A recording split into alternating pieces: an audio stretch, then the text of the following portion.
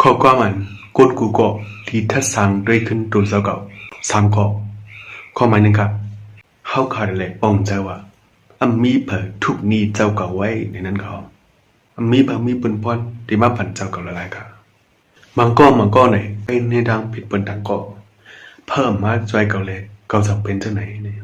ใกล้ในทางผิดปืนยังไงที่เดมันอันเฮาขาที่เลยทัดสั่งเลยอันเฮาขาโลเฮ็ดสิบนไหนเนี่ยเฮาขาอยากไปเรียนดูเจ้าเก่าเสียเฮาจ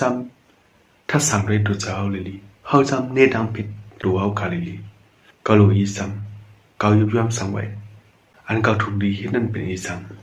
นั่นคือเปิ้นเดจิ้มยำเก่ามานั่นก็ได้เฮ็ดนี่จังหือเลยอันนั้นก้อยเขาเฮาขาถูกเลยเฮ็ดคนเฮาขากำนำนำนายเนี่ยเพราะว่าตามผิดตัวเจ้าเก่าเนี่ยใกล้หันอีดก้อยเพราะว่าเป็นตามผิดเปิ้นเนี่ยเฮาใกล้หันเป็นอันเดียวอันลงนั้นเขาอันถูกลีเปลี่ยนนายเนี่ยเพราะว่าเฮาขาหันตามผิดเฮาเหมือนเฮาหันตามผิดเปิ้นนั่นเถอะเนี่ยมันจบแบบฮู้ว่าเจ้าเก่าในยังมีสังเจ้าเก่าในรู้อีสังในนั้นเขาข้อที่2ใน3เฮอหมอไว้สติขึ้นตัวเจ้าเก่าเจอเจ้าเก่าเป็นจังหือตัวเจ้าเก่าเป็นจังหือเจ้าเก่ายังฮู้ลีลีเสือเนี่ยถ้าเจ้าเก่าตีป่นออกรถเลยในหลวงตรงวงอันในก่อเนี่ยมันเตรียมเป็นมาเลยค่ะ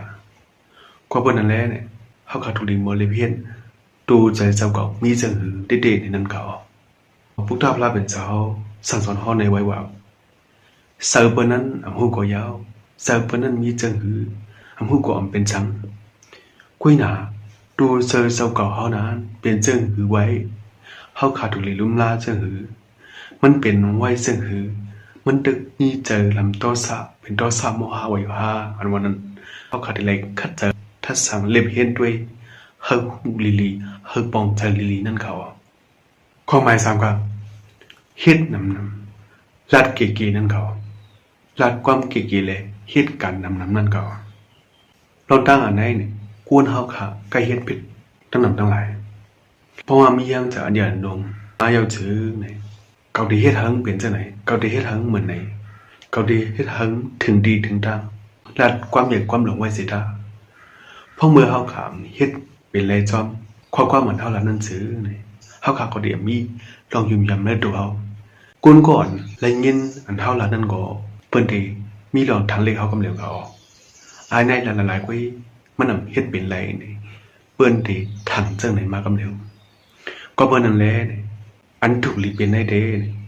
1 วันในเฮาขาเฮ็ดรายการเฮาขาเลยมีเป้าหมายอันเล็กๆ1 วันในเจ้าก็ตีเฮ็ดสั่งกว่ากาหือในนั้นกว่าเขา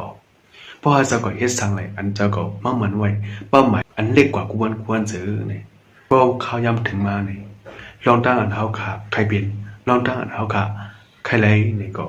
มันติเป็นมาอยู่ครับเฮาขาอย่าไปลัดความนำเจียวเฮาขาถูกลีเฮ็ดเนนำมันก็เพราะว่าเฮาขาเฮ็ดเนบนนำเพราะว่าเฮาขาเฮ็ดไหลเฮาขาเฮ็ดเนไหลหันน้ำหันตัวมายาวเปิ้นหันน้องตื้อตวนลองขึ้นเยอะเฮามายาวจื้อเปิ้นจำไว้มีลองทางเยอะแลน่าเพียงเฮานั้นเขากว่าเปิ้นนั้นเนี่ยปักเปิดข้อที่3อันเฮาขาโลทัดศัพท์อันเฮาขาโลไหลเฮ็ดไหนนี่ลัดกิเลที่เลยเฮ็ดนำนั้นเขาเอาครับวิดีโอในมีหนังในไว้ค่ะชุมยามว่าวิดีโอในได้มีพรดีตาไว้ก็ขอพี่น้องเพิ่นค่ะยินจมอันปัญหาด้วยตัวสึกเขาเปิดทุกวันวิดีโอมาทางค่ะมาส่งค่ะ